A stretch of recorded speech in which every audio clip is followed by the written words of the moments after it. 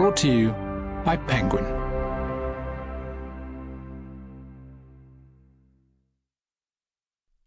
The New Breed by Kate Darling. Read by Hilary Huber. Introduction. Animals are good to think with. Claude Lévi-Strauss. I was 12 weeks pregnant and nauseous, but excited. After 2 days of co-running a workshop in Mountain View, California, I had been handed an opportunity I couldn't resist. So I woke up at the crack of dawn and flew from San Jose to Denver to Boston to Zurich, and took multiple trains to Bavaria, Germany, determined to get to my destination, Ingolstadt. Ingolstadt is a university town on the banks of the Danube River with beautiful red roofs and cobbled streets.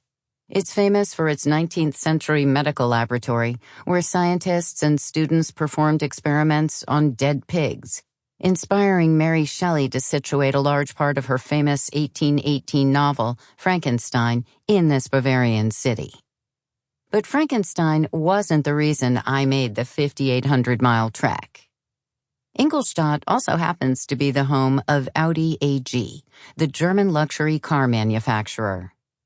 Audi had recently launched a research initiative to investigate societal questions around AI, autonomous vehicles, and the future of work, and I jumped at the invitation to attend a meeting in 2017, curious to know what was on their minds. By the time I made it to Audi's base of operations, fueled by adrenaline and excitement, my body was moving into a new stage of pregnancy, and my nausea was lifting. Thankfully, as the catered buffet lunch in the room was a rich, pungent veal stroganoff on noodles. My visit included a tour of a factory floor where cars were made. It was a gray and cloudy day, and a bus picked us up outside the headquarters where the attendees had gathered and drove us through the drab and massive complex of buildings, dropping us off at a giant warehouse. I tossed my phone into a dirty rubber box in the hallway as instructed and followed our guide onto the factory floor. In the factory, we marveled at massive cages encasing robotic arms that towered over our heads. The robots swung around and moved through their spaces in a fast, precise, and mesmerizing dance, sparks flying as they worked with the metal pieces that would eventually become cars. As we oohed and awed over the spectacle, we gave barely any attention to the human workers who were stationed far away in another part of the room, doing something to the car bodies. The smooth operation of the robots seemed routine and almost boring to our guide, which was no surprise. Car companies have been working with caged robotic arms in their factories for decades.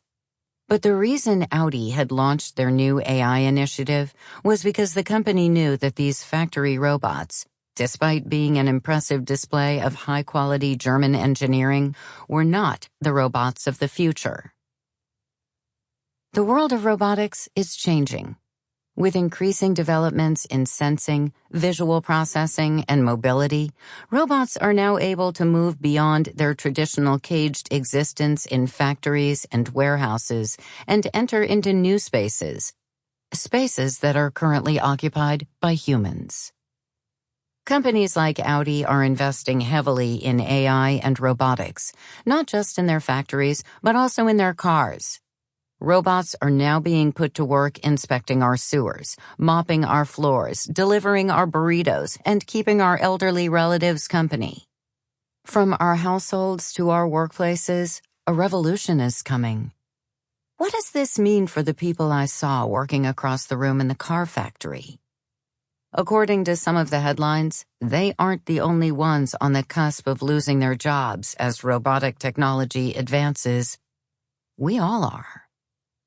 Against the backdrop of broader economic and social anxiety, the conversation has turned from, "Will robots replace me?" to, "How soon will robots replace me?" Many people are not thrilled by the anticipated robot takeover. Our concerns are particularly centered on the idea of creating something like us. Sample complete. Ready to continue?